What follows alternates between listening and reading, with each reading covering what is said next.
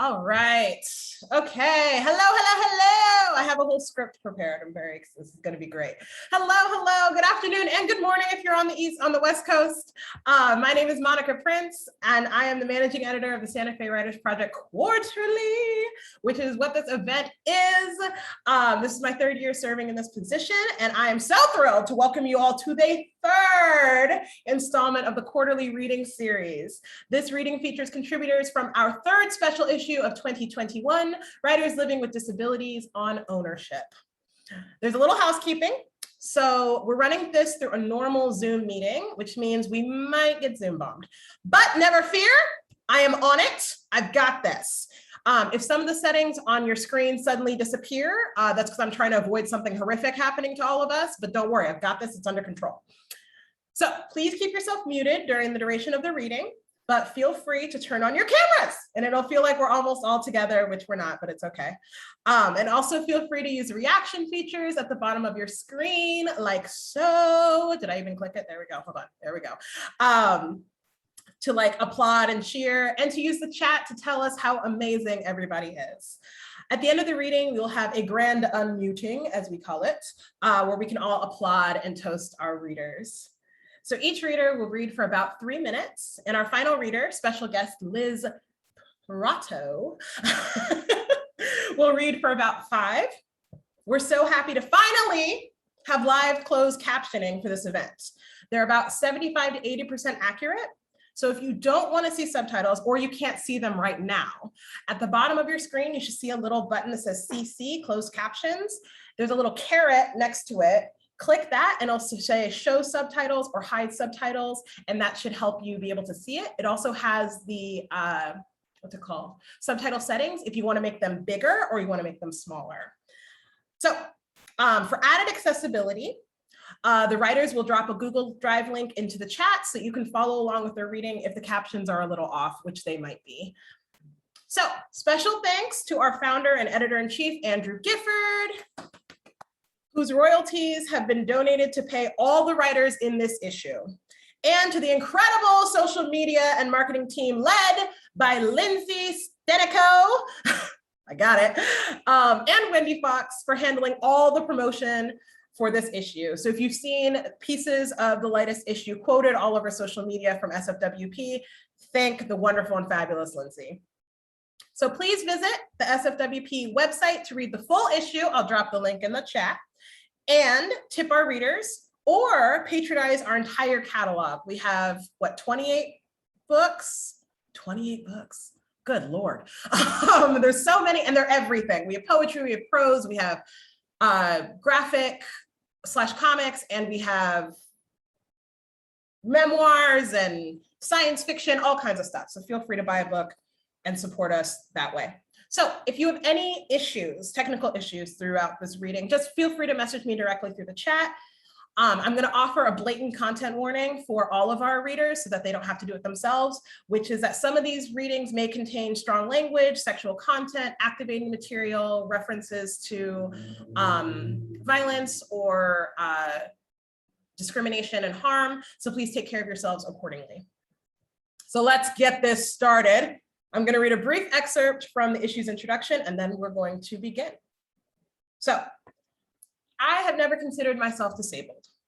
I grew up with the ADA, with curb cuts and sidewalks, with special education teachers in school. I never questioned handicapped parking spaces, automatic doors, or closed captioning options on DVD rentals. These parts of my life are things I've taken for granted since I've never considered myself disabled. When deciding to curate an issue devoted to writers with disabilities, I tried to find a disabled guest editor so I wouldn't choose works from a place of privilege or ignorance. As I've stated in all the intros for the special issues this year, trauma porn isn't the goal of centering underrepresented identities. Who am I to tell disabled writers, especially those writing creative nonfiction, what narratives are valuable?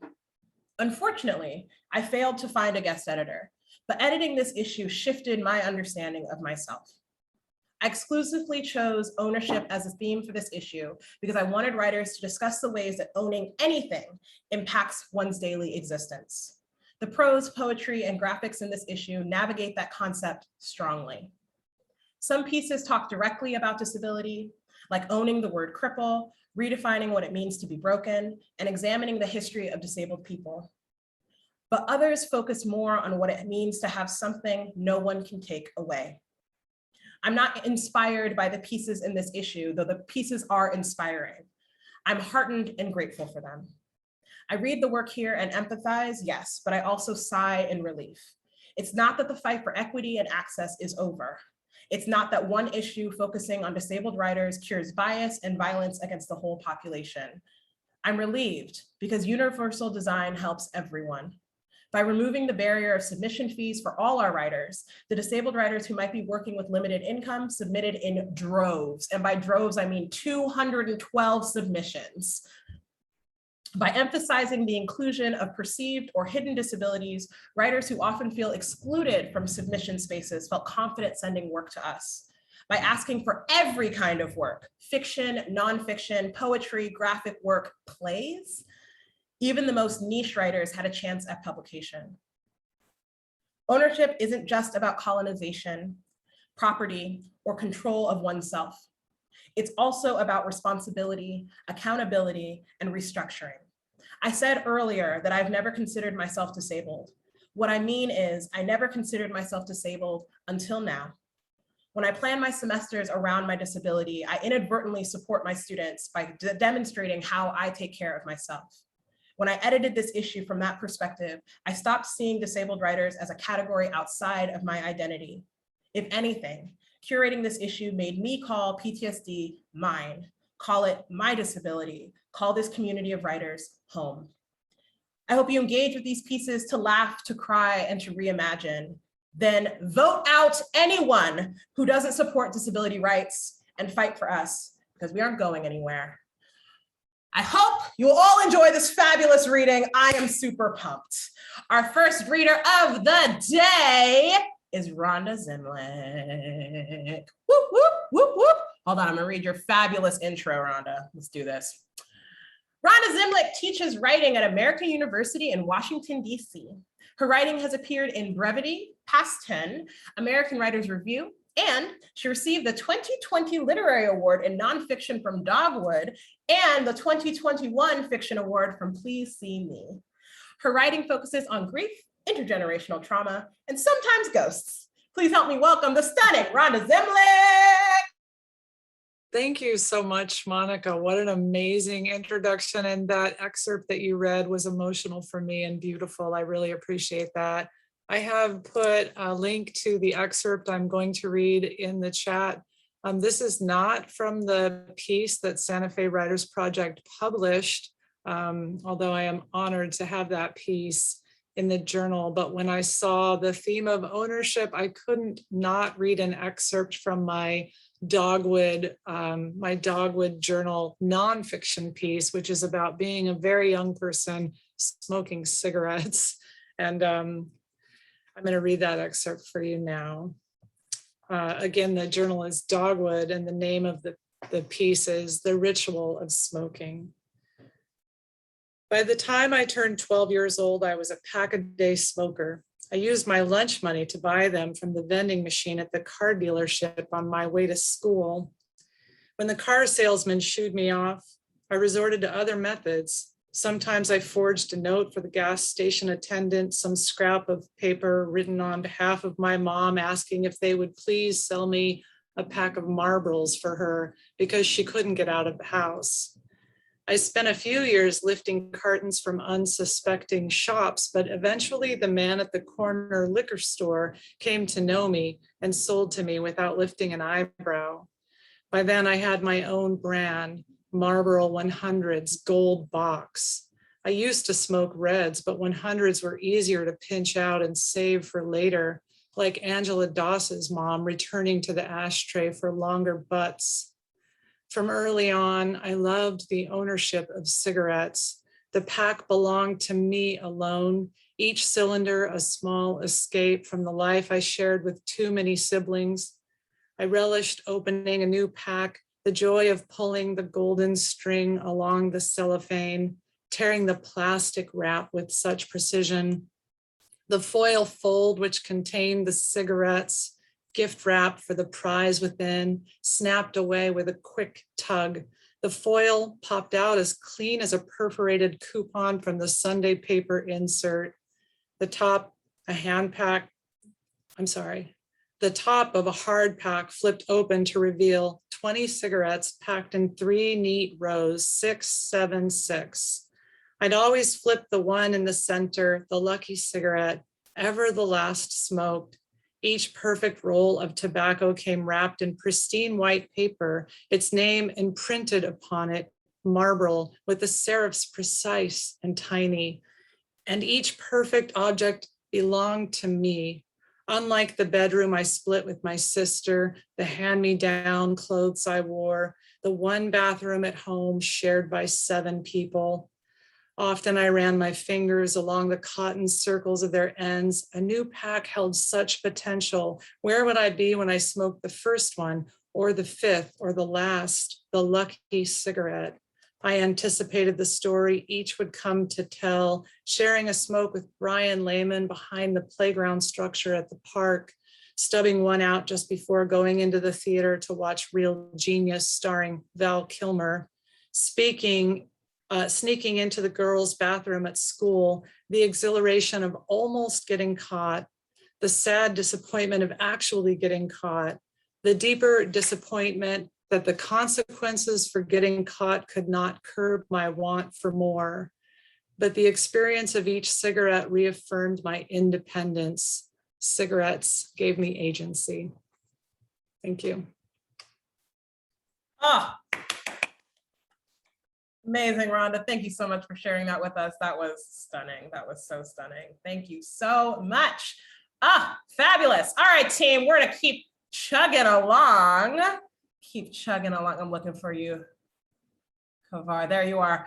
All right, up next, we have the stunning and fabulous Cavar. So hold on, I'm gonna throw your thing in here. Here we go. So Cavar is a PhD student, writer, and managing editor at Stone of Madness Press. They're also the proud parent of 3 chapbooks, A Hole Walked In, from Sword and Kettle Press, The Dream Journals from Giallo Lit, that's not how you say it, that's close, okay. And Out of Mind and Into Body, forthcoming from Ethel Press. Visit them online at cavar.club and Cavar Sarah on Twitter. Bring it home, Cavar, let's do it. Hi, everyone. Thank you so much. And Monica, thank you so much for the continued sort of enthusiasm. You're just like making me sort of smile involuntarily, like at these random moments, just because you're so hype and I'm so hype and I'm so excited to be here. I'm putting the Google Doc with an excerpt from my short story in Santa Fe Writers Project titled Salvation. So the Google Doc, as I said, just has an excerpt. It has a link to the full thing. I'm going to hope that I can read this excerpt and not go over my time too much. But if I start getting up against that time thing, just feel free to message me in the chat and I'll wrap it up. All right, and just for a little bit of context, so this is a story about a sort of near future kind of dystopia situation.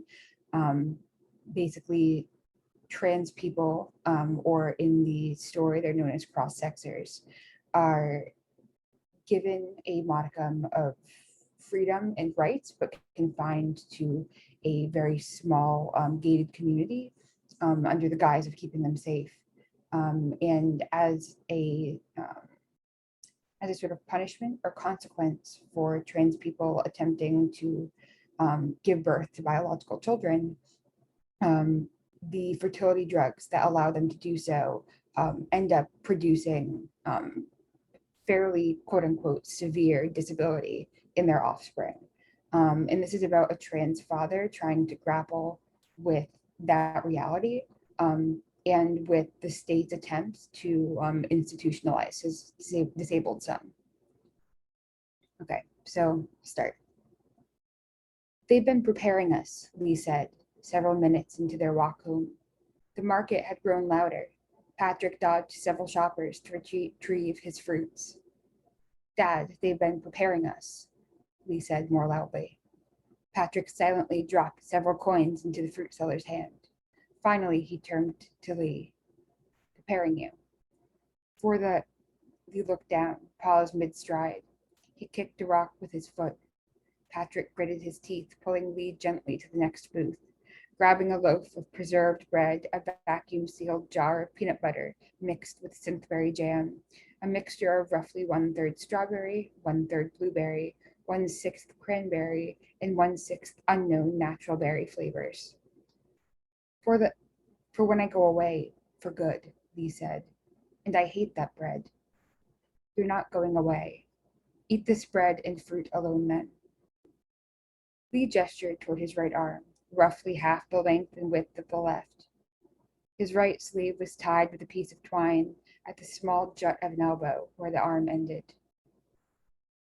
As long as I'm like this, they're going to take me. As they neared the end of the long market road, Patrick purchased 2 bottles of potable water. And once they see I'm going to fix it, they'll have to let you stay. Patrick and Lee stood at the foot of the long, hilly road into their neighborhood. Its iron gates shone against the sun. They walked until burnt brown grass gave way to green, continued walking until they found an unclaimed tree. Sitting beneath skinny shade, Patrick prepared their meal, taking 2 utensil bundles from his pockets. Lee plunged a plastic spoon into the peanut butter and jam jar. He reached into the bag of fruits, extracted a pear, and placed it on his thigh. He topped the unbitten thing with spread before biting. Dregs rolled down his chin and onto his shirt. Patrick opened the bread loaf, but got no further. He squinted further up the hill, swearing that, in the distance, he could see the blue, hear its call, feel its peeking, praying, prying aura, so thick he could spread it with his knife. There in my house, my salvation, he shivered. When he finally turned back to Lee, partway through his second pear, he saw blue like an aura around his head. Patrick finally tore into the heel of the loaf with his teeth, letting spit-covered crumbs fall into his lap. This boy, this funny, jam-covered, profoundly good boy, to be disappeared in a few short months. This boy, a thing to be hidden. I think I'm probably at my time, but there's a little bit left in the excerpt if you want to read that. And if not, I will cede the floor, and thanks again for letting me read for you. Yay! That was awesome, Cavar. That story is so good. Everyone go read it. If you haven't read it yet, everyone go read it. It's so good, and it's terrifying and amazing. Oh, thank you so much for sharing that with us, Cavar. That was amazing. That was amazing. Up next, we have the fabulous and stunning Katherine Wilson. All right, hold on, let me throw your thing in the chat. Katherine K. Wilson specifically, is an Arizona writer living with multiple hidden disabilities. She holds a master's in TESOL and has taught English in multiple countries. In addition to her creative nonfiction, Katherine has authored/edited numerous educational texts and materials. Her recent piece, Between Us, is forthcoming in Iris Literary Journal. Give it up for Katherine! Thank you, Monica. Thanks, I appreciate that. That's a lovely introduction. I'm going to be reading an excerpt from my piece that was published in the recent SFWP quarterly entitled Somewhere. And just to give a little context, I'll be reading from the point in the story when I finally start opening what I call the boxes of things I didn't want to see.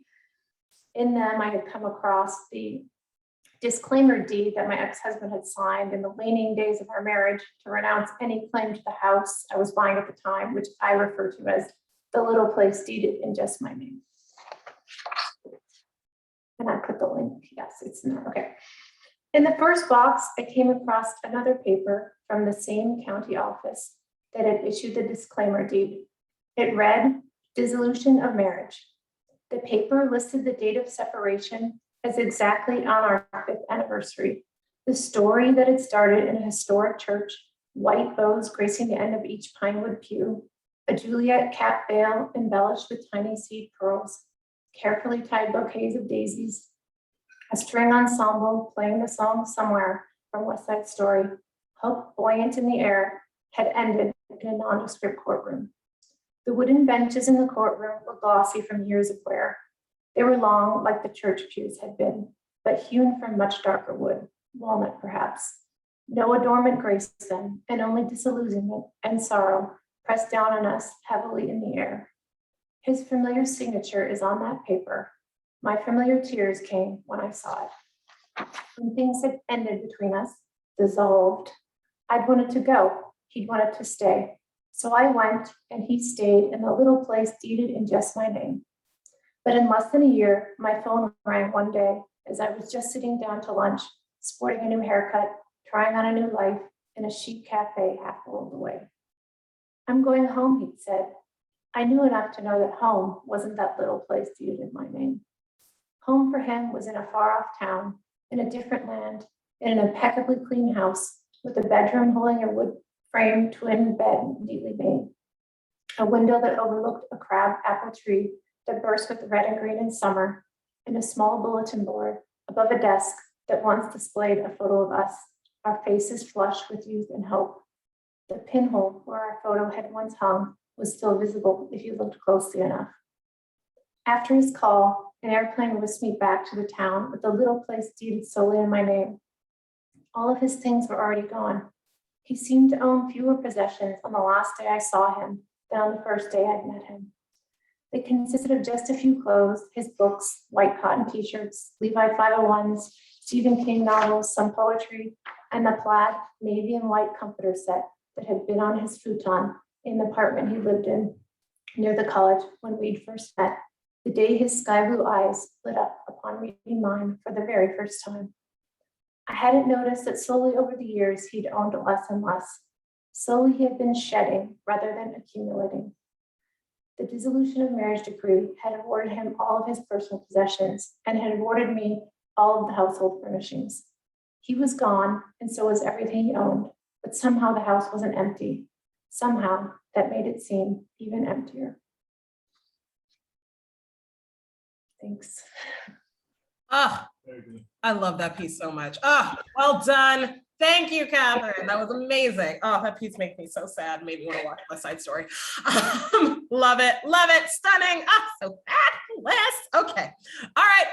We have more. We have more. We have more. Up next, we have the fabulous and excellent Irene Villaseñor. Right?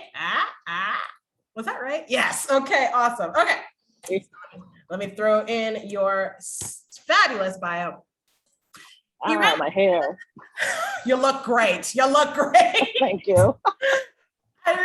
Irene Villaseñor's writing appears in Queer Nature, an eco-queer poetry anthology. My Phone Lies to Me, Fake News Poetry Workshops as Radical Digital Media Literacy. Neplanta, I always messed up. Nepantla, an anthology dedicated to queer poetics of color, which I have in my bookshelf right there.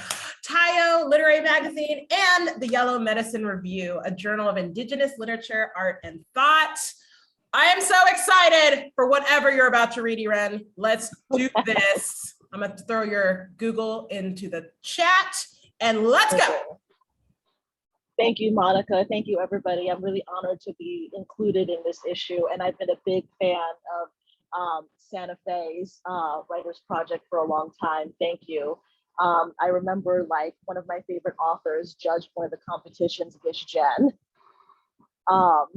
And so today I'm going to read two poems published in the current issue, and it's from an ongoing manuscript called Get Lost Colonizer, Erasures from the Future. So here we go.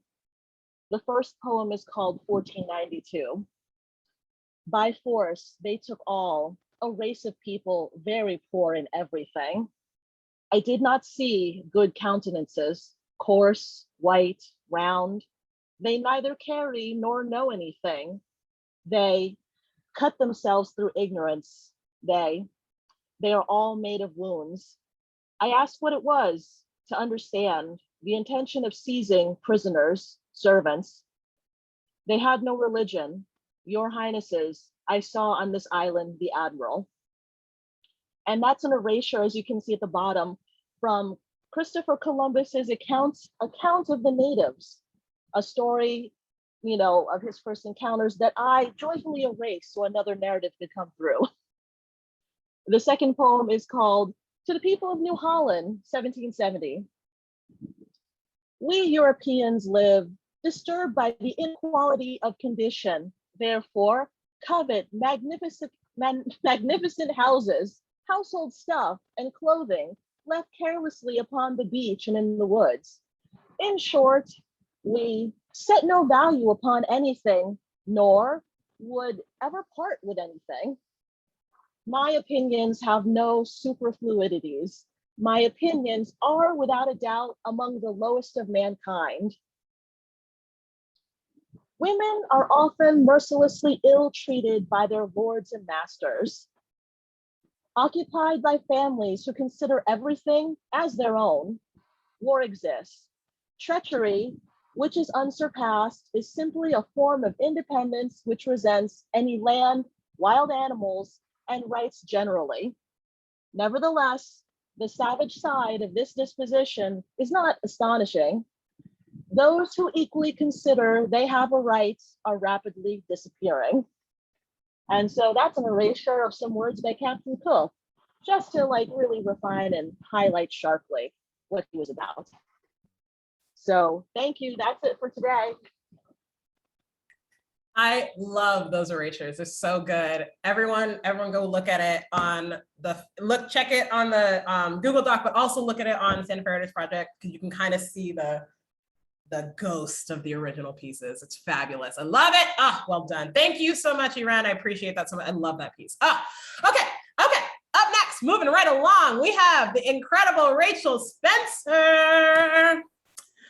Rachel Spencer graduated in April 2021 from Weber State University, congratulations, with a bachelor's degree in creative writing. She's passionate about disability studies and runs a blog called Listen Up on disabilities and writing.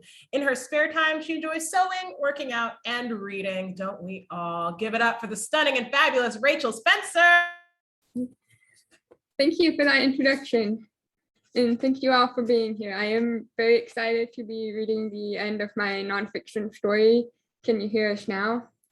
To summarize the earlier parts, the first part I talk about what it's like to live in a world that was designed without me in the picture, without people like me in the picture. And then I talked about what it was like growing up without any characters or heroes like myself that I could look up to in stories. And then later on in my life, I started learning about disability study, and I started watching talks by people with disabilities, and that ended up being a turning point in my life. So that's where I'll start. But the talk that stood out to me more than all the others was by Judith Schumann, A Fight for Disability Rights and Why We're Not Done Yet. Judy ended up becoming one of the founders of the disability rights movement. She talked about the wheelchair protests that stopped traffic in New York City. She was one of the leaders in the Section 504 sit-in protest that lasted 26 days in San Francisco. She was next to Frank Bowe when he signed the famous line, "Senator, we are not even second-class citizens, we are third-class citizens." After Section 504 was signed, it paved the way for the Americans with Disabilities Act. And that's when it hit me. It was the first time I had ever heard about my history. This was the first time I heard about the people who fought for my rights, the protests and the speeches. This was my heritage. Here, finally, were the stories of disabled people I had been looking for my whole life. With tears in my eyes, I came to understand that I am a member of the first generation of disabled children to be born in America with equal rights. The first generation who was protected by the ADA and not barred from receiving an education. The first generation that has never seen a public building without a wheelchair ramp. It means I am a part of something history has never witnessed. I know that one day my voice will become part of the collective of past generations. Every day I recover a little more of my history. I understand how much of the modern world has been shaped by my people. I witnessed history happening, like the National Association of the Deaf versus Netflix case, which ensured closed captions for all online streaming services. Niall DeMarco, a deaf actor, wins America's Next Top Model and Dancing with the Stars. Derek Coleman becomes the first deaf NFL player. The world is getting better. It's becoming more accepting. but there is still a long way to go. As for me, it has become clear what I am supposed to do. It's what I've always wanted, to have representation in stories. I will write the stories of misfit heroes that I needed as a child, to raise my voice against exclusion, to announce, we are here. We have always been here, and we are not alone. It's time to write new history.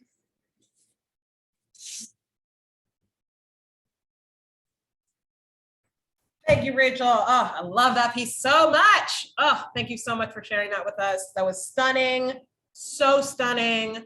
Thank you so much. Oh, love that piece. I'm teaching an Intro to Disability Studies course this fall, and I'm making my students read that essay. So proud of you. That was amazing. Thank you so much, Rachel. Up next, we have the excellent and stunning Julie Southworth. All right. Julie, let me make sure I have got the right bio in here. Hold on. Okay. Julie Southworth is a disabled writer and poet living in Berkeley, California, and we're all a little bit jealous. Her work has appeared or is forthcoming. It's now in SFWP Quarterly, whoop, whoop, Forum, Milvia, Street Art and Literary Journal, and Colossus Home. A Center for Cultural Innovation grant recipient, congrats. She writes to make her chronic illnesses, depression, fibromyalgia, epilepsy, and life visible. Please help me welcome the fabulous Julie Southworth. Hello, I'm very excited to be here today. Let me put in my, just a second here, I'm a little new to this. There you go. Today I'm reading about a seizure that I had. When I came out of it, I discovered that I was surrounded by EMTs, and I was also overwhelmed by light. My brain in battle. I first heard of someone having a seizure when I was 15. I don't remember her name, just that no one was laughing. I spent my sophomore year of high school seated at my desk, legs together, eyes down, shielded from classmates' snickers. After the girl had a seizure, I could hear them whispering, "Did you know? Did you see?" I was jealous of the girl and her seizure. I wanted to know that people talked about me without laughing. No one's laughing tonight. Maintaining freedom from the EMTs requires remembering.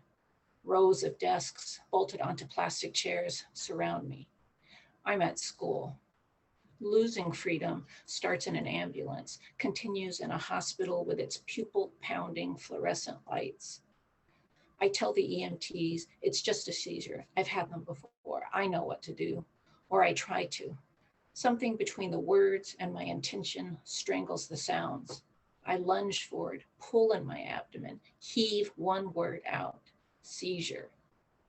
Now the EMTs know that I know what's happening. I know more than they know. I just can't say it. I know wishing for seizures when I was 15 did not cause tonight's.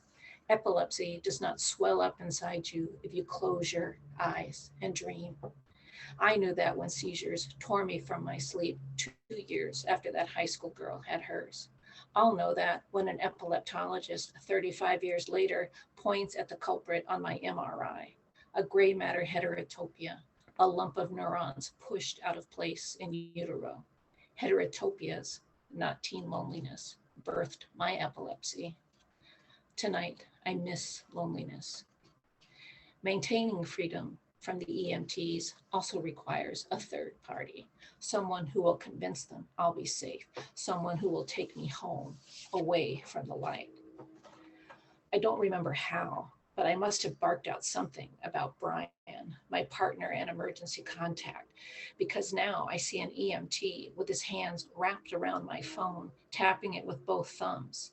2 of the other EMTs circle their hands around my upper arms and pull me up.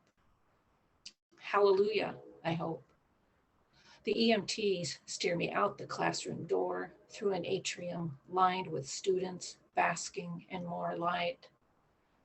I dart my eyes away from the students and their light. I won't remember how they looked when they looked at me, whether they laughed or whispered. When I watch my epileptologist computer light up my MRI, the heterotopia that shoved the seizure through my brain will appear as a gray smudge. When I look for it, I'll lose it among my brain's gray cerebral folds. I'll wish I could find the heterotopia. I'll wish I could forget being 15. Thank you. Oh, love that piece so much. Love that piece so much. Thank you so much, Julie. That was stunning. Amazing, amazing, amazing.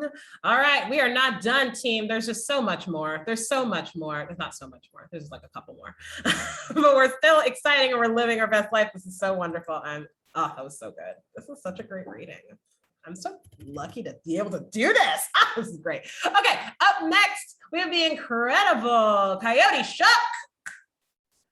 Coyote Shook is a baker, cartoonist, and PhD student living in Austin, Texas. Their comic essays have been featured or are forthcoming in a range of American and Canadian literary magazines. Their baking and PhD work are like just okay. Please help me welcome the stunning and fabulous Coyote. Hi, I'm going to copy this. I don't know if I can screen share, but if not, you'll follow along. It's a graphic essay, so it does require some visual component. Hold on, I got you. I can totally let it make it so you can screen share. Hold on. Great. I'm on it. Wait for it. Oh wait, then I lost you. Where'd you go? Hold on. Okay, here we go. Okay, go. You should be good. Oh, great, super. All right. It also just started a colossal thunderstorm here in Austin, which is perfect for this story. I wish I could take credit for it. However, I cannot. So this is something I just finished on Friday, and I'm super excited to share here. This is Webelos, A Ghost Story. Part 1, The Albino Deer. Dear Kit, I was only a Boy Scout for 2 years, and even then it was only out of some sort of uniquely fatalistic attempt at patriarchal bargaining. While I never became an Eagle Scout, I don't want you to think I'm unfamiliar with their work. You are, in fact, the 5th former Eagle Scout I have slept with, the 2nd one I have dated, and the 3rd one I've loved. The first memory I have of scouting involved a trip to the Northeast Georgia History Center to see a taxidermy albino deer. Deer, I knew from school, had been hunted to extinction in Appalachia by the early 1920s and had to be reintroduced at a later time. Of course, now deer are hugely overpopulated and are so languidly unafraid of humans that they will eat apples from your hands if you stand close enough. I did not want to see this solid white deer kit. Taxidermy animals are perhaps the worst things I've ever seen. This is particularly true in the South, where amateurs regularly half-ass the process, and you can see precisely where they sewed the corpse of the animal back together. You've seen me naked enough to count all the places on my body where I too have been sewn back together. When I told my scout leader I did not want to see a dead deer, he told me that I just needed to spend a weekend hunting and see for myself what it was like. At that moment, I knew I hated that man. My first instinct was to tell him about my grandfather, how he'd kept a shack full of raccoon pelts behind his house, and how on his 60th birthday, I'd watched him shoot a raccoon in the head at point blank range and see its brains and insides flower across a bed of rotting leaves. I wanted to tell him about how my grandfather shot an impossibly old raccoon once, whose pelt was too gray and too worn to bring in any money, and he'd shot it anyway. I wanted to tell him that years later, when he was on his deathbed, the old man pleaded with the raccoon's ghost for forgiveness, but was met with silence. However, I decided I did not owe him the satisfaction. Long story short, I went to see the museum with my troop and saw the albino deer. He looked like his brother's ghost. Part 2, herpetology. Dear Kit, on my first and only scouting campout, I saw 2 boys in my troop poking a snake with a stick when we were supposed to be pitching the tent. Getting close enough to see it, I could tell it was a copperhead, which I recognized because I'd watched my father cut the head off of one in our backyard with a shovel and then throw its body in a brush fire. I told them that it was a copperhead, that it was venomous, and that it would likely just slither off to wherever venomous snakes go to feel safe if they would give it the chance. That was the first time in my life somebody called me a faggot. The copperhead did not bite either one of them, but apart from that, the story ended happily. Part 3, Tybee Island. This is the last one I'll do. Dear Kit, the 8th cabin at the scout camp on Tybee Island is haunted.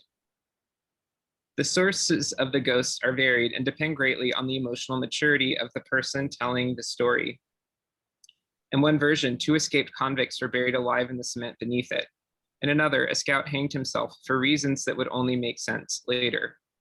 The others fall into categories of demonic possession, fictional Muskogee curses, and other trite bits of superstition. As soon as you walked inside, you could feel how sad it was. The smell of heat and bleached floors and the faint husks of dead vermin lingers unshakably inside, which does nothing to make it seem more cheerful. Though perhaps I'm only imagining it after all I'd heard about the place before I went to it. Perhaps I was only imagining it, sorry. Our den leader told us that the cabin, as most buildings on Tybee Island, was painted like water to keep ghosts and unwanted spirits away. Furthermore, he told us, shortly before telling us version 1 of the story before bed, that ghosts cannot cross water. Since Tybee Island was surrounded by the brackish fingertips of the Atlantic, ghosts could not exist there. However, what that actually meant is that whatever died on the island was not able to leave it. It was doomed to stay in that stagnant swamp of sad things and look at the light pouring from the windows of houses painted specifically to frighten them away.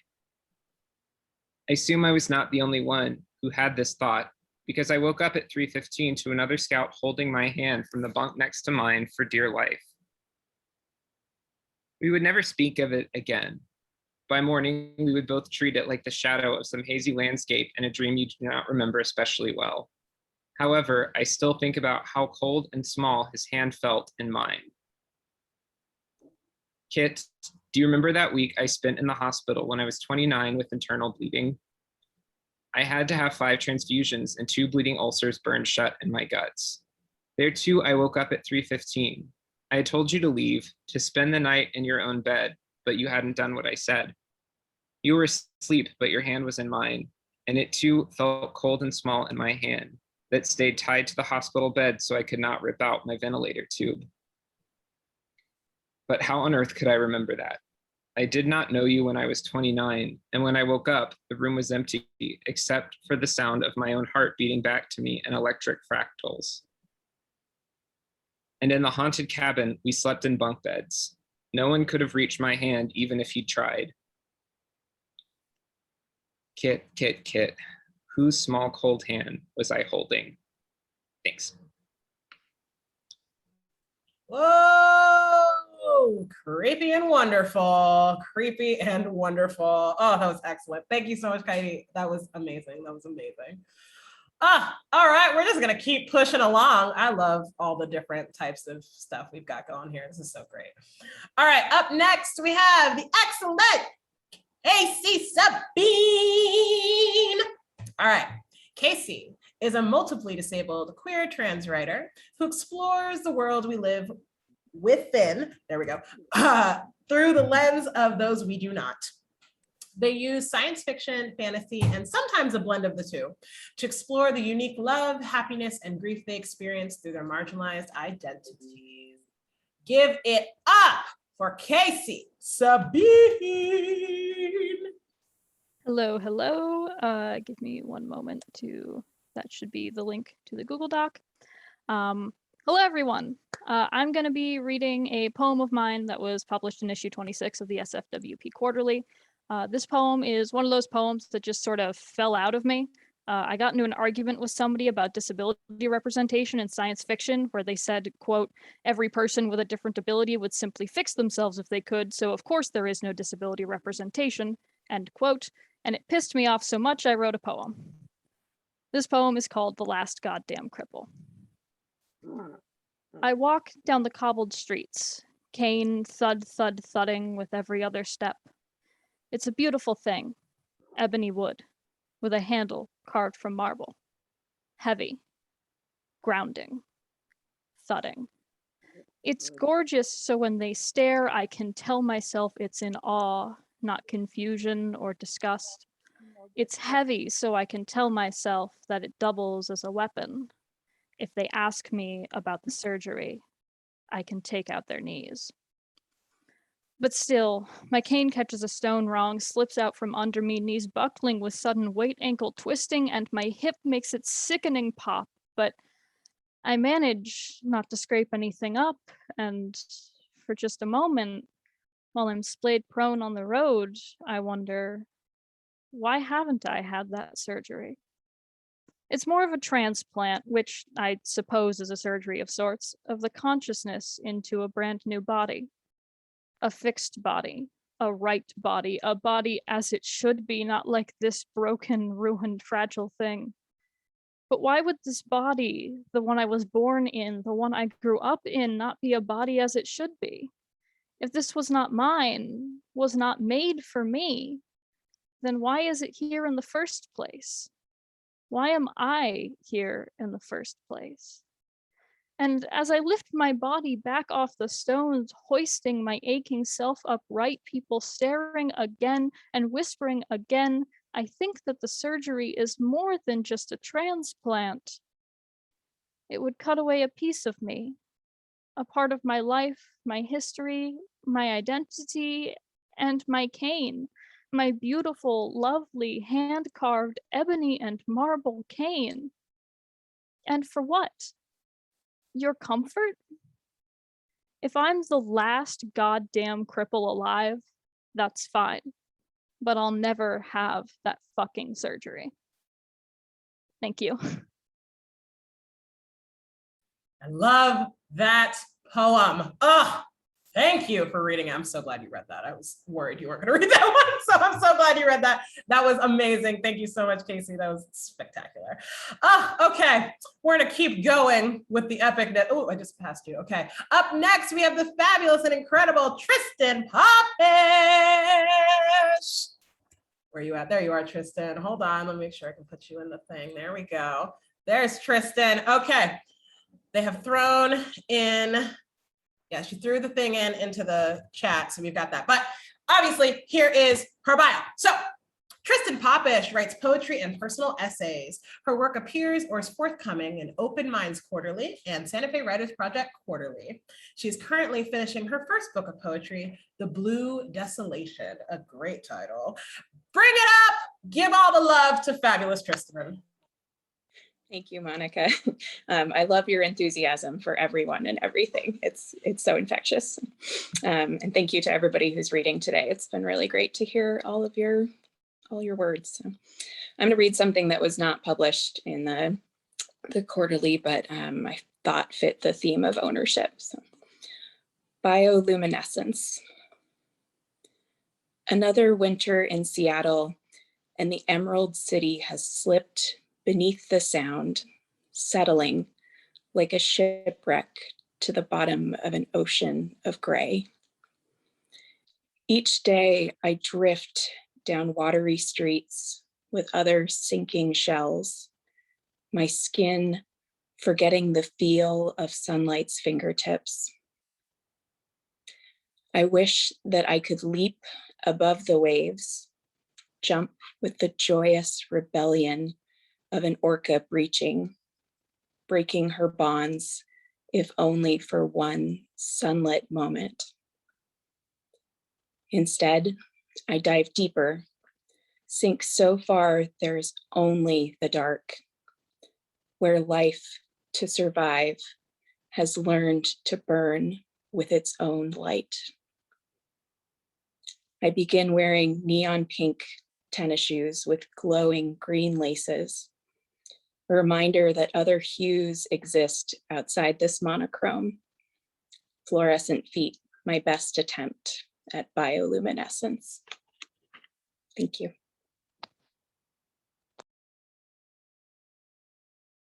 That was excellent. Thank you, Tristan. That was gorgeous. That was just fabulous. Excellent. Oh, we've got such a great reading today, y'all. I love this. This is the best way to spend my Sunday. I love this. Fantastic. Okay, up next, we have the fantastic Wendy Kannar. Wendy Kennar is a mother, writer, and former teacher. Her writing has appeared in a number of publications and anthologies, both in print and online. You can read more from Wendy at wendykannar.com, where she writes about books, boys, and bodies living with an invisible disability. You can also find Wendy on Instagram at Wendy Kannar. Here is her bio. Hold on. Okay, there it is. And give it up. Let us know. Let's do it, Wendy. Thank you so much, Monica. Thank you for everyone who's reading today. It's really just a privilege to be a part of this special group. I'm going to read a section from my personal essay that was published in the Quarterly. It's titled In Possession of the Enough Stuff. Last month, I walked into my MRI appointment with a different mindset. I had a plan. I was going to play pretend. And in my head, try to fool myself, telling myself I wasn't just a patient with an autoimmune disease. I was an astronaut preparing for launch. Or if not launch, then at least an exercise in the simulator. I traded my street clothes for Johnny gowns, nowhere near as cool as a blue NASA flight suit, but still the uniform required for the job at hand. And much like the astronauts wore on their shuttle missions, I too wore rubber sole socks. During the scan, I looked above me at the few ceiling panels that had images of clouds on them. While the machine made its loud sounds, and when my head was far enough out of the machine, I looked up at those clouds and tried to imagine I was seeing them as I orbited the Earth. I squinted my eyes, and when I looked at it, it almost looked as if these static images were floating clouds. At times, the machine vibrated and seemed to shake. Again, I tried to tell myself that it was my space shuttle readying for launch, that I had trained for this, that the unpleasant noise and sensation wouldn't last, that I could do this, that this was just one more test of my toughness and my fortitude. Each time the technician interrupted my music to tell me the next scan would be starting, I tried to tell myself it was actually the voice of Capcom, the capsule communicator, back at Mission Control in Houston, a fellow astronaut. The voice keeping me informed and connected to everything happening back on Earth. When the scan was done, there was no enthusiastic bursts of applause, no distribution of congratulatory cigars, no cameras snapping my photo. There was just an unceremonious walk back to my changing room. I emerged as myself, jeans, top, lots of jewelry. I looked at the mirror and checked my reflection and acknowledged who I am. I don't possess the right stuff and wouldn't have made it as an astronaut, literally a star voyager. But I do most certainly possess the enough stuff. And these qualities are essential to my life as a voyager on the circuitous path as a chronic patient living with an autoimmune disease called undifferentiated connective tissue disease. I'm intelligent enough to coherently speak with doctors, nurses, and lab technicians. I'm tough enough to endure regular medical tests. I'm brave enough to live my life as best I can. I'm strong enough to go out the front door each day while navigating the ins and outs of life with an invisible disability. And it's enough. I'm enough. Thank you. I love that essay so much. Thank you so much for reading it, Wendy. Oh, so good. I screamed when I read that in the queue. And so I'm so glad that you read it today. Fabulous, fabulous, fabulous. Everybody go read the whole essay. It's so good. I learned a lot about astronomy, not astronomy. Yeah, right? Whatever, the space stuff. And it was great. So everybody go read it. It's stunning. Thank you, Wendy. Up next, we have the excellent and fabulous Honor Ford. I'm like very, very, very biased because Honor is one of my graduates. Honor is a recent graduate of Susquehanna University's Creative Writing and Theater Studies programs. By day, she works as a school liaison for a local bookstore, and by night, she is an author.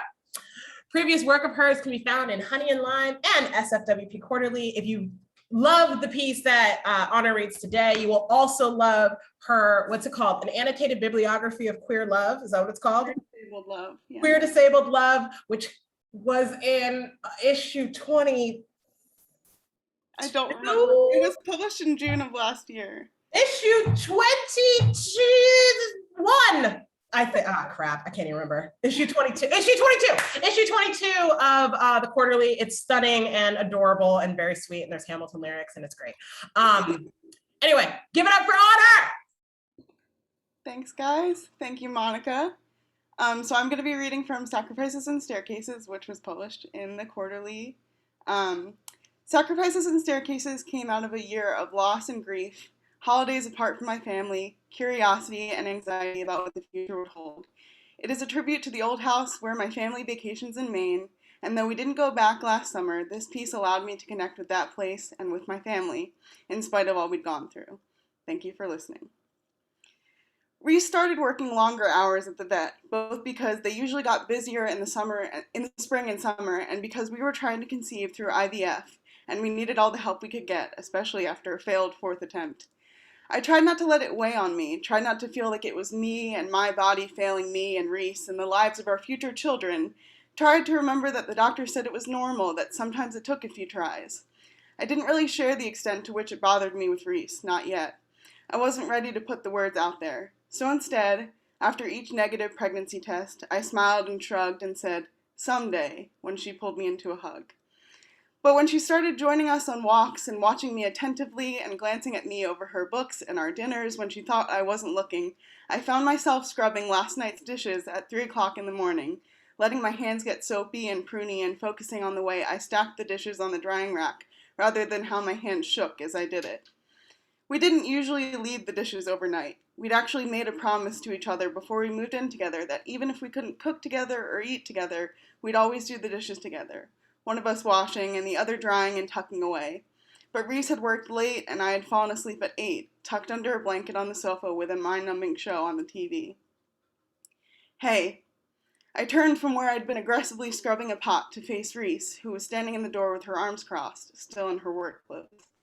"I didn't hear you come in," I said, returning to the pot and finally rinsing the soap out.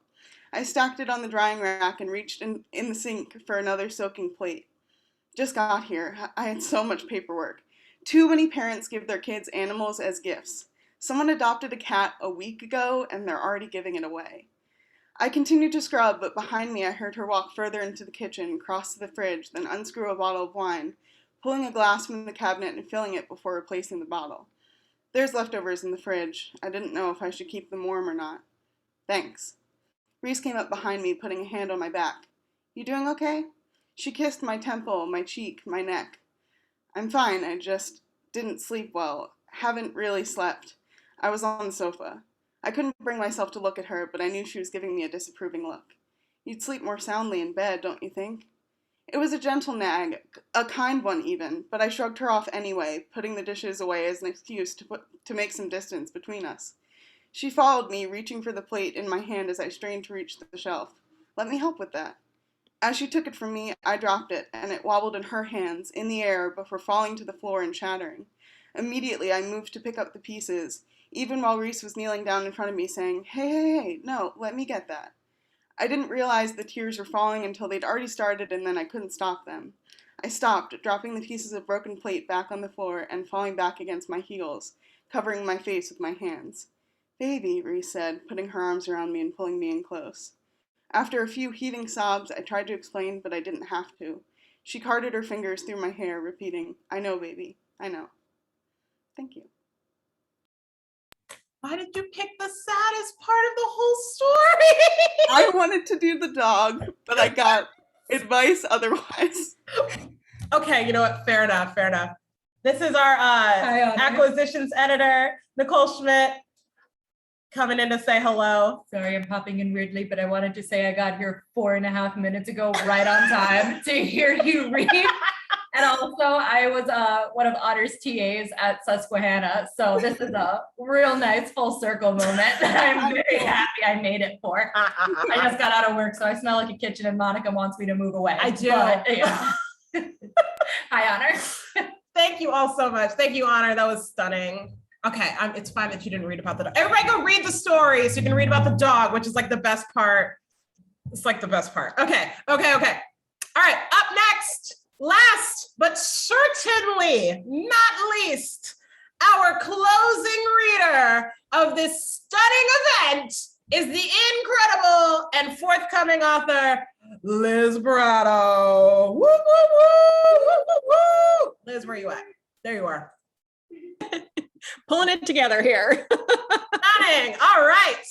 Liz Prato is the author of Volcanoes, Palm Trees, and Privilege, Essays on Hawaii, a 2019 New York Times top summer read, and finalist for the Oregon Book Award, and the author of Babies on Fire Stories. Her essays and stories have appeared in numerous publications, including River Teeth, The Rumpus, Hayden's Fairy Review, Salon, and Subtropics. And I don't remember which essay it was, but one of your essays was chosen as a notable selection for Best American Essays, and then another for Best American Sports Writing in 2018. Prato is also editor-at-large for Forest Avenue Press and has been a licensed massage therapist for over 25 years. That's awesome. She's an eternal seeker of aloha and is totally Gen X, but the thing that really, really, really matters is that Liz's next collection of essays, what it's called Kids in America? Mm-hmm. I was messing this up. Kids in America, Essays from Gen X. I always mess up the title. Essays on Gen X, close enough. Essays on Gen X. Good Lord, I need to get better at this. Anyway, Kids in America, Essays on Gen X is forthcoming from SFWP next year. Everybody pre-order. I don't even think our pre-orders are up yet, but like pre-order it when it is exciting and it's gonna happen. Give it up for the stunning and fabulous Liz. Hey y'all, thank you so much for coming. I just want to say one quick thing because it's relevant here, which is why I've had my video turned off for the majority of this reading. It's because sensory input triggers my illness. And one of the things that happened in the last year and a half using Zoom all the time is I came to realize that the way all the sensory input comes in is very difficult for me to integrate. So it's been a process of me trying to figure out how can I still participate in these things and at the same time take care of myself. And that is one of the ways that I'm able to do that. And also having these documents available, having the closed captioning also helps because that's another way I can participate and enjoy what's happening without that sensory thing happening. So thank you so much for providing all that. I appreciate it a lot. I'm going to read from an essay that's in the book, Kids in America. The essay is called Magnum Force. And the only thing you really need to know is that my brother was a huge fan of the 1980s Magnum PI and specifically Tom Selleck. And that my dad took out, and that this is what you need to know, Tom Selleck was peddling reverse mortgages and still is on TV. Okay. My dad had been a rags to riches son of poor immigrants who eventually made millions through shrewd purchases of land. But just as he could be smart when looking at acreage, my dad would be equally as foolish in choosing business partners. He was blinded by flash and big talk even before old age and lost money to more than one snake oil salesman. By the time he was elderly and his son was disabled, he suffered from desperation and slight dementia and a propensity to solve problems with prescription sedatives. Somehow, by the spring of 2009, his liquidity had dwindled to having about 18 months of living expenses for him and my brother, Steve.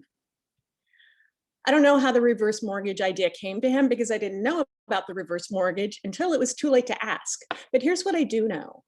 The reverse mortgage pitchmen like Fred Thompson and Tom Selleck advertised around shows like Wheel of Fortune, MASH reruns, and odd-houred cable shows.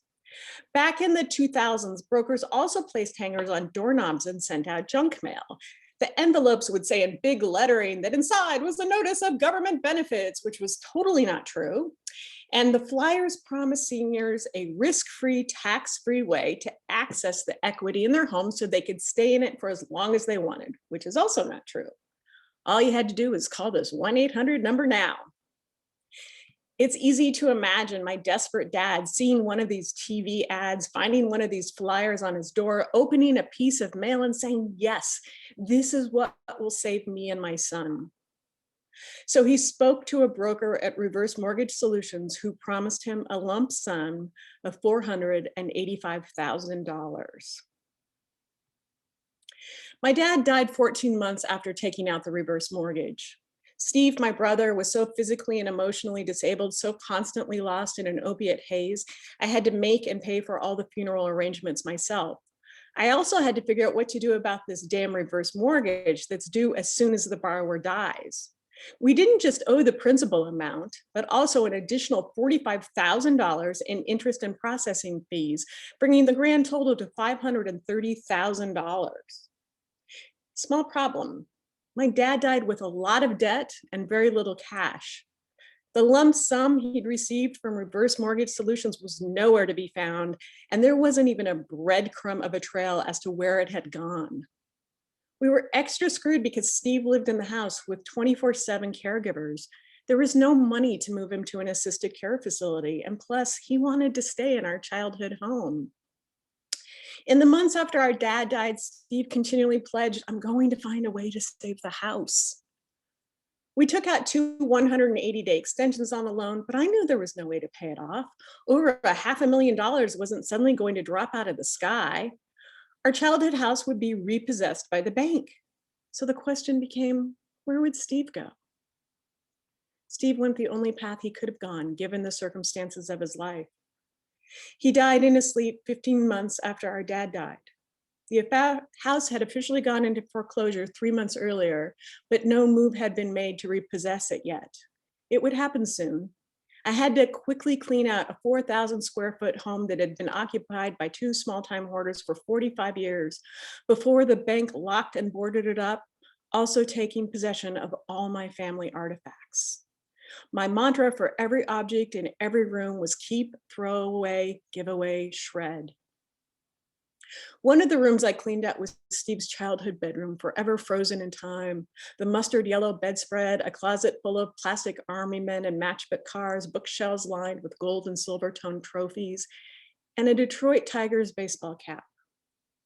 On the wall hung posters from Steve's teen years, Farrah Fawcett in a red one-piece bathing suit, Daisy Duke in a gingham top and cut-off shorts, and Tom Selleck sitting in a red Ferrari as his trademark character, Thomas Magnum. I cleaned out the house several years before Tom Selleck was hawking reverse mortgages on TV, before he was reassuring folks that reverse mortgages aren't some way to take your home, and if he trusted reverse mortgages, then you can too. Even if the federal government had investigated and fined Reverse Mortgage Solutions and their ilk before my dad and Steve died, even if the scathing media exposés had come 5 years earlier, it still would have been too late to save my family. My brother's hero, the person he wanted to be, or at least the actor who played him, would have calmly reassured Steve that a reverse mortgage would preserve the walls and furniture and everyday objects that provided his sense of safety. Amid the items I was able to preserve is a photograph of Steve standing at the gate of Robin's Nest Estate, the setting for Magnum PI on Oahu. His 6'4" body is muscular, his brown mustache filled in. He wears blue gym shorts, a blue and white Aloha shirt, and a Detroit Tigers baseball cap. He's happy, smiling, exactly where he wants to be. To Steve's left is a sign that says, "Do not climb on gate or rock wall. Do not destroy the plants. Please respect private property." The sign hangs on a locked wrought iron gate, begging my brother to stay outside. Thank you.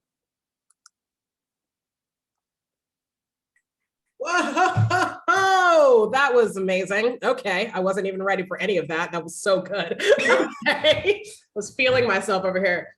Liz's editor, who's also Nicole, is over here being like, yeah. Also, yeah, hi, nice to see your face, Liz. Nicole is my editor on the book. Yay! That was amazing. Thank you so much for sharing that fabulous essay. Oh, I cannot wait. I'll get over here. Here we go. I cannot wait for that to come into shelves so you can all order it. Me too. So, oh, that was so good. Okay, we're not done. We're not done. We have things to say. So first, I have to drop it. Actually, I'm going to make Andrew do it. Andrew, can you drop in the tip jar link for our fabulous audience, please? Thank you. And also the link to the quarterly. Everyone go read all of the phenomenal pieces in the quarterly. We have poetry, we have nonfiction, we have fiction, we have hybrid essays. Coyote is one of 3 comics in this issue, and they're all so good, y'all. They're all so good. Please tip your authors because they're stunning. That's one of the like 4 revenue streams that go into paying our fantastic contributors. In addition, if you want more quarterly, of course, read our issues, but also we have one more special issue for this year. this final issue, it's closed now, you can't apply for it, but like we have one final issue and it goes live October 1st. Barring nothing nonsense with my life on campus, it will go live October 1st, and it is focusing exclusively on unpublished marginalized writers. So a lot of the writers who have like, I've never published before, you're gonna see their epicness in October. And then there'll be 2 more readings this year. One is gonna be for the issue 27, which is our unpublished writers. They're all writing about the body. And then our final reading of the year is going to be all of the readers from all of the special issues this year who could not read any of our special events. And they're all going to come, hopefully, they're all going to come through and do a spectacular quarterly reading. You're all invited to that. And then next year, we are just publishing more issues. It's going to be stunning. We have our regular submissions in February, and then our special issue in July is going to, oh crap, I already forgot what it's going to be about. I forgot. It's I think it's, I can't remember. It's all right. I'm not going to talk about it. So I can't good. remember. We're going to wait to tell you. Can't remember what it is. But it's going to be amazing. Thank you all for joining us. This was stunning. We're going to do our great unmuting and we're going to cheers. There's whiskey in this. We're going to cheer to this. So let me do it. Hold on. Let me handle this. Okay. All right, everybody. Cheers and claps.